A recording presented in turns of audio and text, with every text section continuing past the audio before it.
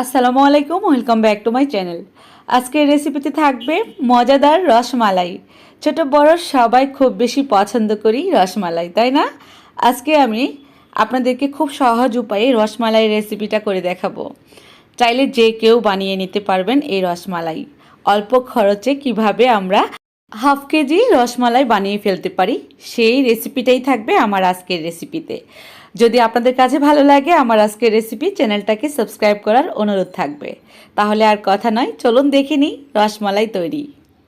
আজকের রসমালাই তৈরি করার জন্য লাগবে একটা ডিম। ডিমটা রুম টেম্পারেচারে নেবেন, ফ্রিজ থেকে নামিয়ে সঙ্গে সঙ্গে নিতে যাবেন না। ডিমটা ভালোভাবে ফেটিয়ে নিব কাঁটা চামচের সাহায্যে। আমি আজকে যে দুধের প্যাকেট দিয়ে করব মিনি প্যাক, সেই দুধগুলো দুইটা প্যাকেট নিব, 20 টাকার দুইটা প্যাকেট। তো একটা ডিম নাও লাগতে পারে, তারপরও একটা ডিম ফেটিয়ে নিলাম বেশ ভালো করে একটু সময় নিয়ে। এই তো 10 টাকার যে প্যাকেটগুলো পাওয়া যায় মিনি প্যাকেট, সেই প্যাকেট দুইটা নিলাম। দুইটা প্যাকেট কেটে নিয়ে নিচ্ছি দুধ। এই দুইটা প্যাকেট দিয়ে হাফ কেজি রসমালাই হয়ে যাবে। এই ধরনের মিনি প্যাকেট দিয়ে যখন খেতে মন চাইবে তখনই বানিয়ে নেওয়া যাবে এই রসমালাই। তো আজকের রসমালাইয়ের জন্য আমি দুটি প্যাকেটই ব্যবহার করতেছি, মাত্র 20 টাকার দুধ আছে এখানে। এই তো সবটুকু দুধ নিয়ে নিলাম। এবার দিয়ে দিব বেকিং পাউডার হাফ চা চামচ পরিমাণ। দুটি প্যাকেটের জন্য লাগবে। ঘি দিয়ে দিচ্ছি 1 টেবিল চামচ পরিমাণ। ঘিয়ের পরিমাপটা দেখে দেখেই বুঝে নিতে হবে, একটু বেশি কম হলে কোনো প্রবলেম নেই। তারপর এই বেকিং পাউডার আর ঘিটা দুধের সাথে বেশ ভালো করে হাত দিয়ে মিলিয়ে নেব। এমনভাবে মিলাতে হবে যাতে করে দুধের সাথে ভালোভাবে মিলেমিশে যায়। এভাবে ডলে ডলে দুধটাকে ঘি আর বেকিং পাউডারটা মিশিয়ে নিতে হবে।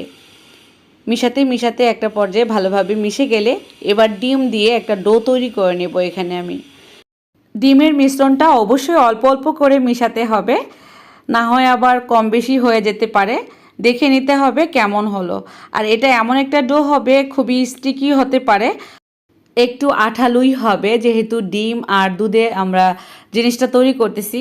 আঠালো হয়ে যাবে, দুধটা অনেকটা আঠালো থাকে। এই তো হয়ে যাচ্ছে। তো এই ডোটা খুব সুন্দরভাবে মসৃণ হবে কিছুক্ষণ রেখে দেওয়ার পরই। আর এটা যেহেতু মিনি প্যাকেটের দুধ, আমি লক্ষ্য করে বুঝতে পারলাম যে আমরা অনেক সময় বড় ডানু ডিবি বা ডিপ্লোমা ডিবিতে যে দুধটা আছে সেটা দিয়ে তৈরি করি, সেটা অনেকটা স্টিকি হয়। এটা তেমন স্টিকি হয় নাই। আর সবটুকু ডিম লাগেনি, যতটুকু লাগলো আপনাদেরকে দেখিয়েই কিন্তু ডো তৈরি করলাম। এই ডোটা 5 মিনিট রেস্টে রেখে দিলে খুব সুন্দর হয়, মসৃণ হয়। এই তো এখান থেকে অল্প পরিমাণ করে নিয়ে এখন আমি রসমালাইয়ের শেপগুলো দিয়ে নেব। ছোট ছোট করেই বানাবো, এগুলো ফুলে ডাবল হয়ে যাবে। এই তো হয়ে গেল একটা মিষ্টি শেপ। ছোট ছোট করেই তৈরি করবেন, কারণ এগুলো ফুলবে। অল্প অল্প করে এখান থেকে ডো নিয়ে অনেকগুলো রসমালাই হবে। তো আমি দেখি আমার এখানে কতগুলো হয়, তৈরি করতে থাকি। ছোট ছোট করে লম্বা করেও বানাতে পারেন বা গোলাকার করেও বানাতে পারেন, যার যার পছন্দ মতো। এখানে অনেকগুলো শেপ বের হয়েছে। এখন চলে যাব কিচেনে, দুধ জাল করে নেব। তো দুধটা কিভাবে তৈরি করব। মাত্র 30 টাকার দুধ দিয়ে আজকে আমার হাফ কেজির মতো রসমালাই হয়ে যাবে। দুধটা তৈরি করে নিচ্ছি। 3 কাপ পরিমাণ পানিতে দিয়ে দিচ্ছি আরও 10 টাকার একটা প্যাকেট, মিনি প্যাকেট। 3টা প্যাকেট লাগবে মোট আমার। তো প্যাকেটটা পুরোটা দিয়ে দিচ্ছি, আমি কেটে নিয়েছি।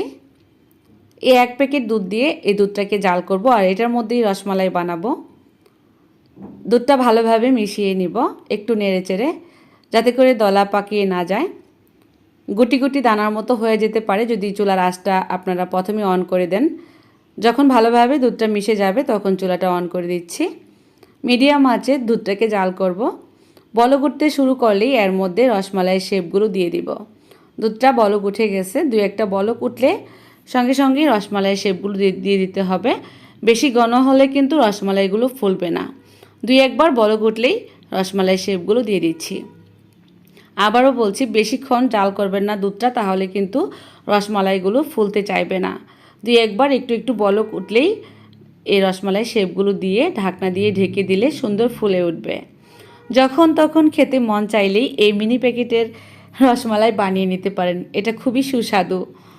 তো এই ফুটাটা বন্ধ করে দিচ্ছি, ঢাকনা দিয়ে ঢেকে দিচ্ছি। এমনভাবে চুলার আঁচটা রাখবেন যাতে করে উতলিয়ে পড়ে না যায়। প্রায় 5-6 মিনিট পর এভাবে করে একটু হাতলটাতে ধরে ধুলিয়ে দিলেই বুঝতে পারবেন কতটা ফুলে উঠেছে রসমালাই। আর আপনার রসমালাইটা পারফেক্ট হলে কখনোই ভাঙবে না বা শক্তও হবে না। সেটা কি করে বুঝবেন আমি দেখিয়ে দিচ্ছি। ঢাকনাটা খুলে দিচ্ছি। প্রায় 6 থেকে 7 মিনিট পর ঢাকনাটা খুলে দিলাম। এর মধ্যে আমাদের রসমালাই অনেকটা হয়ে গেছে, ফুলে ডাবলও হয়েছে। এখন আমি এখানে দিয়ে দিব কনডেন্স মিল্ক। এটা চিনির পরবর্তীতে ব্যবহার করব, এতে করে দুধটাও এর সাথে মিশে যাবে, অনেকটা ঘন হবে রসমালাইয়ের যে শিরাটা সেটা।